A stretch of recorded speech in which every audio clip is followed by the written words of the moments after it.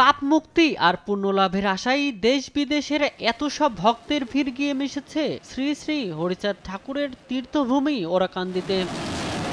২১৪ বছর আগে শ্রী শ্রী হরিচাঁদ ঠাকুরের আবির্ভাব ঘটে। প্রচার করেন গার্হস্থ্য ধর্ম। তার ভক্ত বা অনুসারীদের বলা হয় মতুয়া।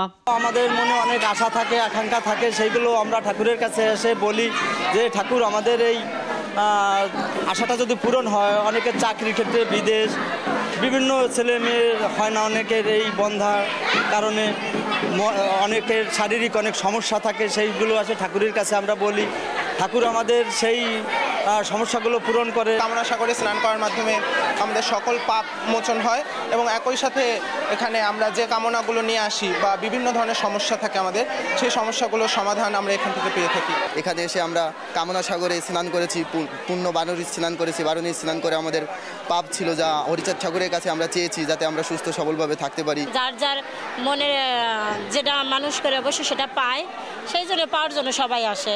অনেক ভক্ত এখানে আসে, আমিও আসছি, কারণ আমার মনের ইচ্ছা নিয়ে যাতে হরিচাঁদ আমার মনের ইচ্ছা পূরণ করে। সকল প্রকার মানুষ আসতে পারে, হিন্দু মুসলমান কোনো বিবাদ নেই। এই সেই হরিচাঁদ ঠাকুর যার এখানে স্নান করলে সব পাপ তাপ দূর হয়ে যায়। কিছু মনোবাসনা পূর্ণ করার জন্য এখানে কামনা করলাম, কামনা সাগরে দেখলাম, আনন্দ করলাম। অন্য বছর হিসাবে আর কি অর্ধেকের কম লোক হয়েছে, কিন্তু এই মাঠে লোক কম, গরমেরই বেশি, যার কারণে লোক নামতেছে না। উৎসব সুষ্ঠুভাবে সম্পন্ন করতে ঠাকুরবাড়ি এলাকায় সিসি ক্যামেরা বসানো হয়। আইন শৃঙ্খলা বাহিনীর সদস্যদের পাশাপাশি সার্বিক নিরাপত্তার দায়িত্ব পালন করেছে সেনাবাহিনী। পূর্ণব্রহ্ম শ্রী শ্রী হরিচাঁদ ঠাকুরের ২১৪তম শুভ আবির্ভাব তিথি মহাবারণী তিথি। এই মহাবারণী তিথি উপলক্ষে মহাতীর্থ শ্রীধাম ওরাকান্দিতে দেশ বিদেশের লাখো লাখো ভক্তবৃন্দ এখানে সমাগম করেছে। ভক্তরা এখানে আসেন এই পুণ্য বারণী তিথিতে পূর্ণব্রহ্ম শ্রী শ্রী হরিচাঁদ ঠাকুরকে স্মরণ করে এখানে কামনা সাগরে স্নান করার জন্য, কীর্তন করার জন্য এবং মন্দিরে প্রণাম করার জন্য। ভক্তদের কামনা বাসনা থাকে, ঈশ্বরের কাছে তাদের চাহিদা প্রাপ্তির বিষয় রয়েছে, সেগুলিকে পূর্ণ করার জন্যই সারা দেশ বিদেশের লাখো লাখো ভক্তবৃন্দ এখানে এসে এই পুণ্য লগ্নে উপস্থিত হয়। প্রতি বছরের মতো এই পুণ্য লগ্নটি এবছরও অনুরূপভাবে হয়েছে। তবে এবছরে অনেক কিছু বিষয় এখানে ব্যতিক্রম রয়েছে।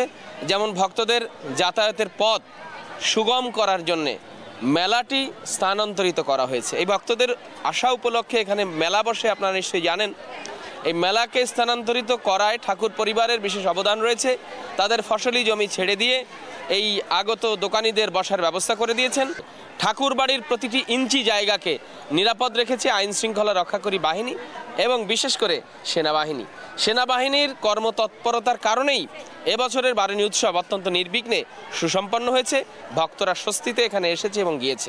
মতুয়াদের স্নানোৎসবে ছিল সবচেয়ে বেশি ভিড়। তাদের বিশ্বাস ওরাকান্দির তীর্থধামে আসলে ইহজগতে পরম শান্তি পাওয়া যায়। নিউজ ডেস্ক, দেশ টিভি।